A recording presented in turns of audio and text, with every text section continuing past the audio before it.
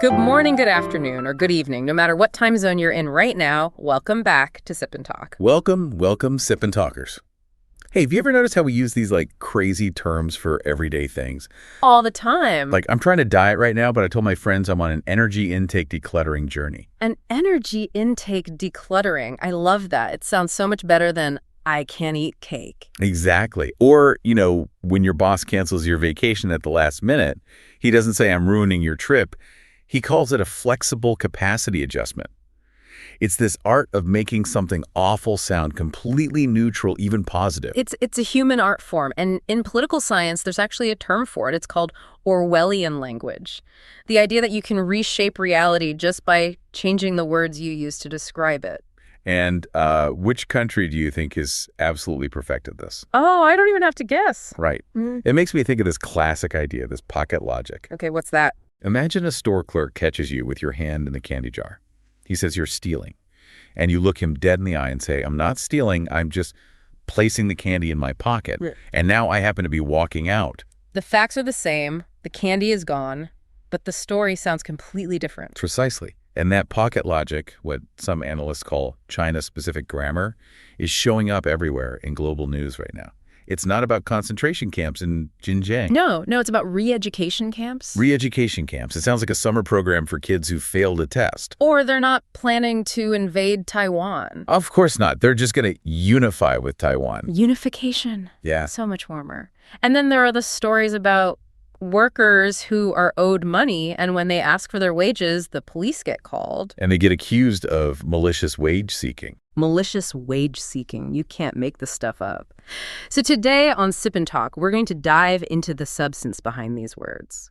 Why are people still debating the reality on the ground in Xinjiang? How is that exact same model now threatening Taiwan? And maybe most importantly, why does this threaten all of us? Let's get into it. Okay, so first things first. We have to understand that this China-specific grammar, this doublespeak, it isn't like an accident. It's not a bad translation. No, it's a systemic tool. It is a highly sophisticated top-down strategy. The goal isn't necessarily to fool everyone. It's to create just enough doubt, enough semantic fog to make outside criticism really difficult to stick. It gives them plausible deniability. And this language, it flows directly from the core identity of their governance model, what experts call the authoritarian model. Right. And that model, from what we're seeing, really stands on three main pillars. And these pillars are fundamentally at odds with democratic systems. What's the first one? The first is state capitalism. So this isn't a free market in the way we think of it. The state really directs the whole show. They use huge subsidies, 5-year plans, all to make sure their companies can outcompete everyone else. And the second pillar is something we hear a lot about, massive digital surveillance. We're talking facial recognition, AI, big data, creating a society where, personal privacy is basically traded for state control. And that leads to the third pillar, which is what we're really talking about today. Cognitive warfare, this constant, relentless effort to control the story, both at home and abroad, using language, using influence. And the central promise of this whole model is basically a bargain. It's a trade-off. They're saying, look, give up your individual rights, forget about political freedom, or voting out your leaders. And in return? In return, we, the state, promise you two things: rapid economic growth and absolute total stability. And stability is the magic word. The sacred word. And if you're going to prioritize state stability over, say, human rights, you absolutely have to invent nice-sounding words for the coercion you need to enforce that stability. Exactly. It brings us right back to the examples. We already talked about malicious wage seeking, which is just a perfect inversion of reality. It makes the victim into the bad guy. Classic pocket logic. And historically, we saw this for decades with the term re-education through labor, RTL. It was a system to lock people up, dissidents, without a trial. Now, that specific term, RTL, was officially abolished back in 2013 because of international pressure. But the practice didn't vanish. It just got a rebrand. Now, the forced movement of people for labor gets packaged under these really positive-sounding names. Like what? Like labor transfer programs. Or, my favorite, poverty alleviation. Poverty alleviation. I mean, that sounds like a United Nations goal. Who in the world is going to criticize a country for trying to lift people out of poverty? And that's how the language acts as a shield for the coercion. You see the same thing with history. The 1989 Tiananmen Square massacre is, well, it's just gone from the history books. Right. or if it is mentioned, it's called a political disturbance, or even more sanitarily, the suppression of counter-revolutionary riots. They'll admit something happened, but they strip away all the moral weight, all the context of what actually occurred. And this brings us to this just fundamental philosophical gap. It's why a deep partnership between a democracy and this authoritarian model is, at the end of the day, probably impossible. It's not just a disagreement over, tariffs or trade. The philosopher Karl Popper called it a conflict between the open society and then the closed society. It's a zero-sum game of values. Let's just quickly define those pillars. So for democracies, the pillars are dispersed power checks and balances. The focus is on accountability. Leaders can and should be criticized, and, they can be voted out. Crucially. Yeah. And individual rights, free speech, assembly are seen as fundamental. The system is actually designed to handle disagreement and chaos. Now contrast that with the authoritarian pillars. Power is totally concentrated at the top. Stability is the only goal that matters, which means any kind of dissent, anything that could lead to chaos, has to be shut down immediately. And your personal freedom, it's a distant second to the needs of the state. What's so fascinating is just how incompatible these two systems are. I mean, you can have temporary cooperation on things like trade. Sure, money doesn't have an ideology. They'll sell you things, you'll sell them things. But that partnership just completely breaks down the second you touch on core values. Hong Kong is the textbook case, isn't it? It's the perfect case. The whole idea was one country, two systems. You were supposed to have democratic values coexisting. But the moment those values led to massive protests, the moment freedom clashed with the need for stability, the system broke. The conflict became absolute. And the national security law came down, prioritizing stability above all else, and basically crushed those freedoms overnight. So it really boils down to one question. Can the state tolerate different stories? Or does it need to control the one single truth? And the authoritarian model, by its very nature, has to control the truth. And that China-specific grammar is the weapon it uses to defend that control on the world stage. So let's apply that whole framework now to the most visible and I think the most disturbing example of this in action, Xinjiang. This is where the gap between the pretty language and the brutal reality is just, it's breathtaking. The official story is so carefully constructed. The government calls these places vocational education and training centers. Right. And the stated purpose is all very noble. It's for anti-terrorism, for poverty relief, for job training, all to help marginalized communities. They're schools. They're not prisons. And the official line for years was that most of them closed back in 2019. But the buildings themselves tell a very, very different story. And some of the most powerful evidence we have against that official narrative comes from one incredibly brave person, a Chinese citizen named Guan Heng, who goes by Guangwan. His story is just unbelievable. So in 2020, he decides he's going to find out the truth for himself. So what did he do? He drove. He drove deep into Xinjiang, through cities like Urumqi and Hami. He used like a hidden camera, sometimes a long-range lens, and he filmed hours and hours of footage of about 18 of these different sites. And then he had to get that footage out. Which was an incredibly dangerous journey in itself. He eventually made it to the U.S. and released a 20-minute video. And that video became this critical piece of civilian testimony because it showed these facilities from the ground, confirming what analysts had only been able to see from satellite images. And so when outlets like the New York Times or The Economist cross-referenced his footage with the satellite data, what did they find? They confirmed that these so-called schools had some very distinct features that have absolutely nothing to do with education. Like what, specifically? We're talking about massive concrete walls, so high you couldn't possibly climb them, double layers of iron fences, guard towers at the corners of the compounds, windows that are just narrow slits with heavy bars on them. And his footage even captured signs inside some of these places, right? That's a crucial detail. Some of the signs explicitly mentioned labor modification. That is the language of a prison, of incarceration. It is not the language of a school. A community college doesn't need 6 layers of razor wire around the perimeter. My community college definitely did not. The architecture itself screams control and surveillance. And the scale of this is just staggering. Satellite analysis showed this network of facilities, tripling in size in just over a year? Tripling. Between 2017 and 2018, we're talking about over 380 suspected detention facilities. And here's the kicker, the 2025 update. The World Report from Human Rights Watch confirms that the repression has not eased up. So the claim that they were closed in 2019 is misleading. What seems to have happened is that some of the lower security camps might have been converted into factories, but the state has just transferred over 500,000 Uyghurs from the camps into the formal, high-security prison system. They're just moving people from one box to another while changing the label on the outside. And all of this has led to this massive wave of international condemnation. Absolutely. The chain of evidence is now overwhelming. You have the Xinjiang police files that the BBC reported on. You have huge reports from Amnesty International. And, of course, the big one, the 2022 report from the UN High Commissioner for Human Rights. Let's be really specific about what those reports found. These aren't minor issues. Not at all. We're talking about mass arbitrary detention. People being locked up without any trial simply because of their ethnicity or their religion. There's evidence of forced assimilation eradicating the Uyghur language, banning Islamic practices. And the digital surveillance is on another level entirely. Right. Amnesty International did a deep dive into a system called DeepSeek, and it's basically AI-powered predictive policing on steroids. It pulls together all this data on a person, biometrics, facial scans, who you talk to, how much electricity you use. Everything. Everything. And the AI creates a risk score. If the algorithm decides you're a potential threat, you can be detained. Just like that.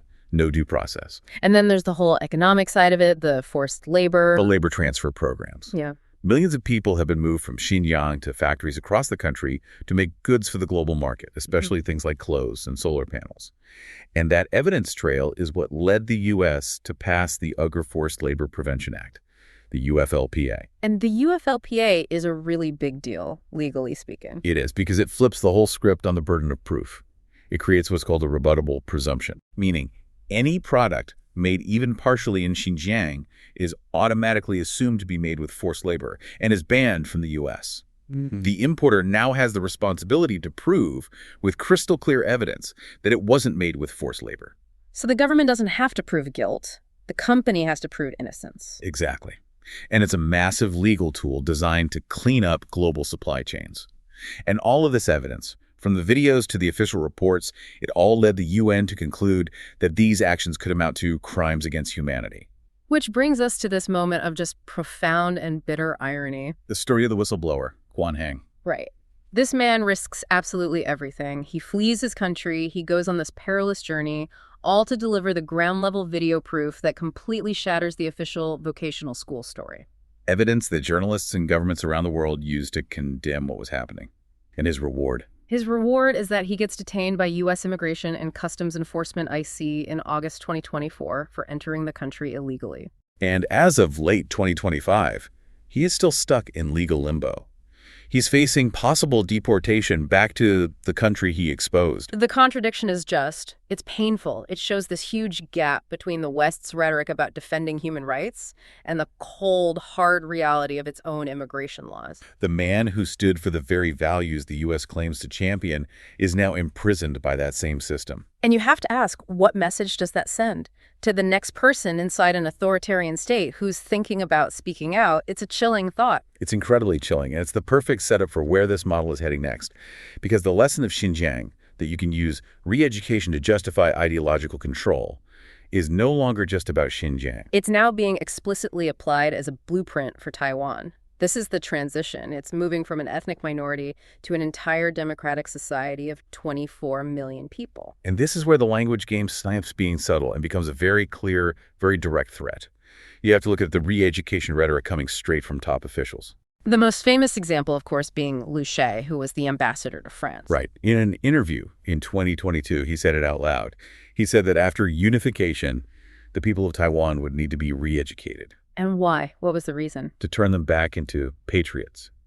To get rid of what he called the poison of desynicization. A poison? I mean, just think about that word choice. It's deliberate. It reframes democracy not as a legitimate political choice, but as an illness, a contamination that needs to be cured by the state. And this wasn't just a one-off comment. It was echoed by influential academics like Zhang Weiwei in 2025. Yeah, he's often positioned as this major thought leader. And he took it even further. He suggested that Taiwan independence will disappear very quickly after unification, and he even compared it to how Nazism collapsed after World War II. That's an extreme comparison. It is. And his proposed solution wasn't dialogue. It was decisive action, arresting and prosecuting what he called stubborn elements. Certain politicians, activists, journalists. So this builds the core logic of control. If you define Taiwan's democracy as a pathology, as a disease, then you've already justified any coercive measures you want to take. You're not invading a democracy. You're performing a necessary political surgery. And you can see the deep anxiety behind this language. Taiwan isn't Hong Kong. It's a fully formed, mature democracy. They've been voting for decades. They have a free press. They have a strong, distinct identity. The international media sees this rhetoric and recognizes it for what it is. A confession that the authoritarian model can't win the argument on its merits, so it has to suppress the argument entirely. And the whole premise that Taiwan is poisoned with this idea of a separate identity is just not supported by the data on the ground. Not at all. There are long-term academic surveys, like from National Chengchi University, that track identity, and they consistently show that a strong majority of people on the island identify as Taiwanese, not Chinese, or both. So this kind of threatening rhetoric often has the opposite effect. It just makes people more determined to defend the freedoms they have. Which brings us to the price of what they call shaping culture. It's this idea that identity is something the state can manufacture. Zhang Weiwei used this really chilling phrase.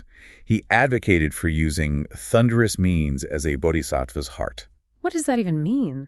Well, a bodhisattva is a compassionate, enlightened being.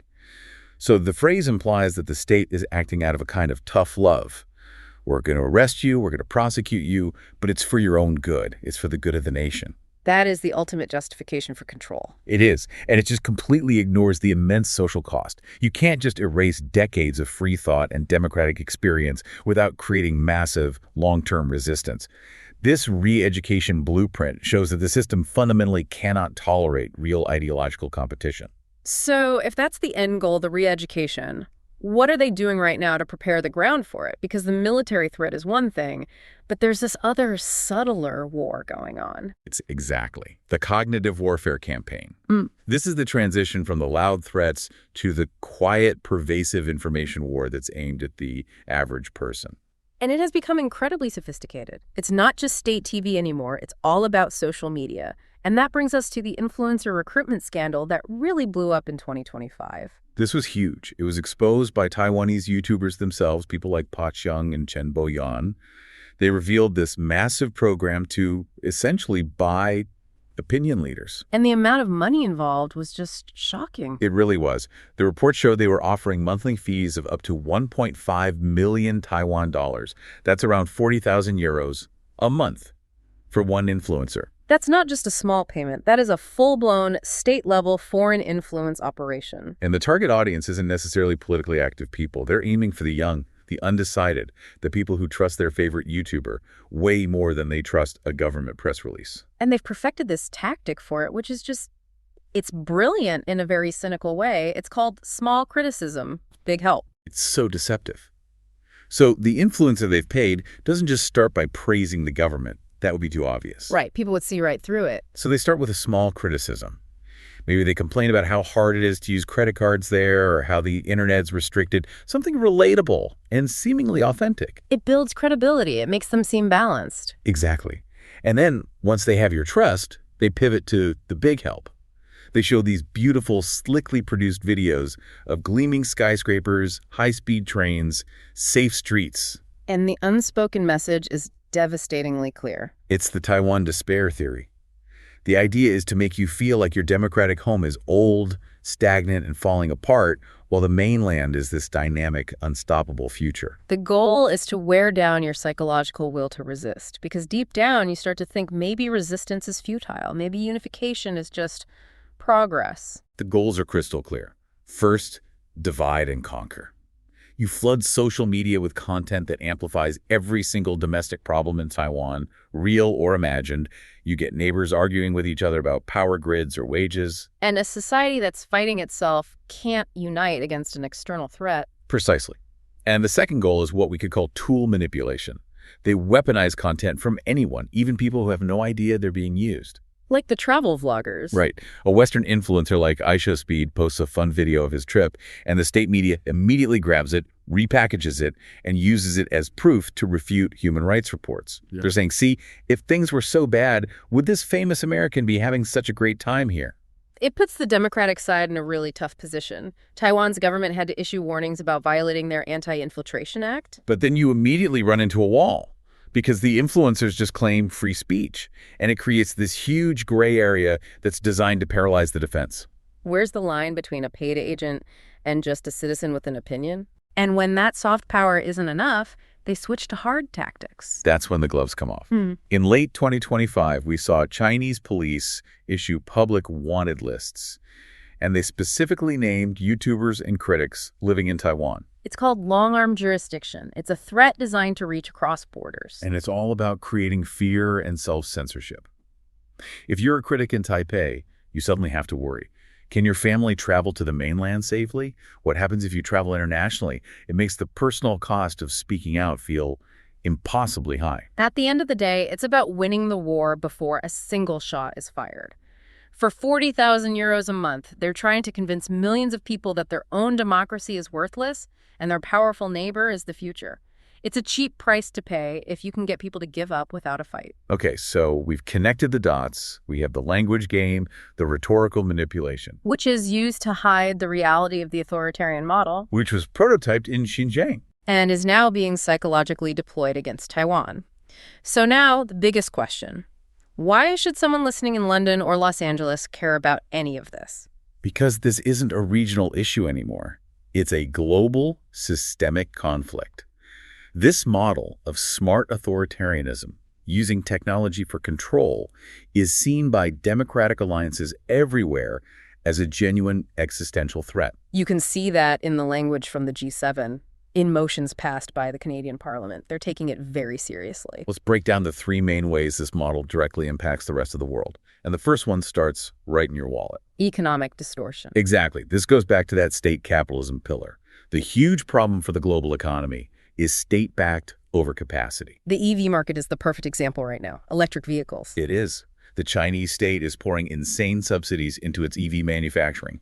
The result is a flood of super cheap cars on the global market that companies in Europe or the US, which don't have that kind of state backing, simply cannot compete with. It's not a level playing field. It's not fair competition. It's market distortion. It threatens jobs and industries in democratic countries. It's gotten so serious that you have US officials openly saying that international bodies like the IMF or the World Bank should just stop giving loans to China. Because the money is just being used to fuel this subsidized competition. The competition isn't between, say, Ford and a Chinese car company. It's between Ford and the entire Chinese state. And that's a battle a private company can't win. Okay, so that's the economic threat. What's number two? The erosion of democratic norms. This one is maybe even more dangerous because it's so subtle. The authoritarian model is literally for sale. They're exporting it. They're exporting the technology of control. They sell digital surveillance systems, AI-powered censorship tools, facial recognition grids to other authoritarian-leaning regimes all over the world. They're shipping the toolkit of the closed society. And this erosion happens on the global stage, too, in places like the United Nations. Right. They become masters at using multilateral bodies, especially the UN Human Rights Council, to block any real scrutiny of their own record. They build voting blocks with other countries to shoot down resolutions investigating abuses in places like Xinjiang. So they're using the institutions of the open world to protect the closed world. Which systematically weakens the entire global system for protecting human rights. And then you have the issue of AI development. Their model gives them a huge advantage because they don't have the same ethical or legal constraints about data privacy that we do. They can just vacuum up huge amounts of data to train their AI models without public debate. So the race for AI leadership is also a race between two completely different ethical systems for how technology should be used.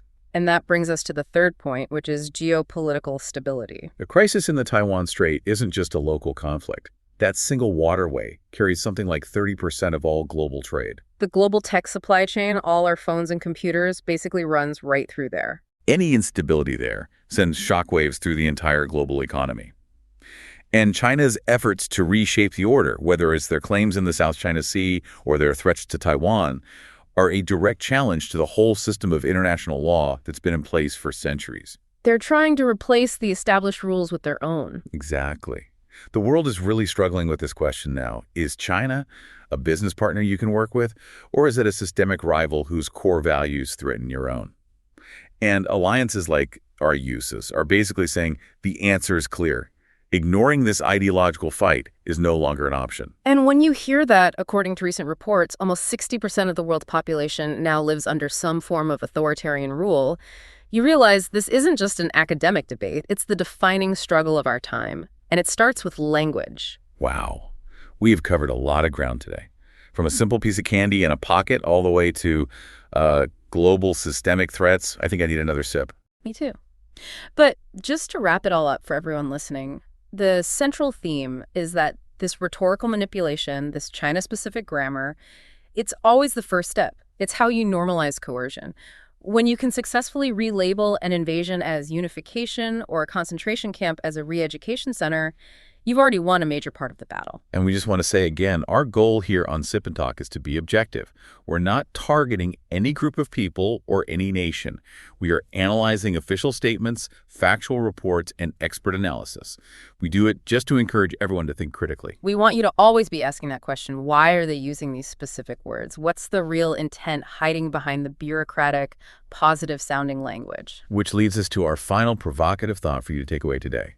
We've talked about the immense effort and resources that go into this system of control, building hundreds of high-security facilities, investing billions in surveillance tech, paying influencers huge sums of money. So, think about this.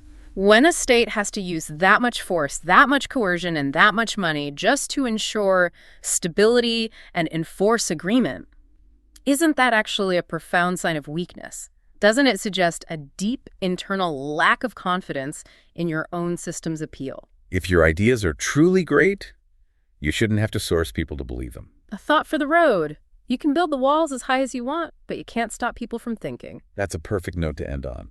Thank you all so much for joining us for another Sip and Talk. If you enjoyed our conversation today, please do us a favor and hit that subscribe button. And before you go, we have to give a quick shout out to our old friend Mickey and his YouTube channel, Mickytolife. Yes, you have to check this out. His latest vlog is about changing an electrical outlet in his house.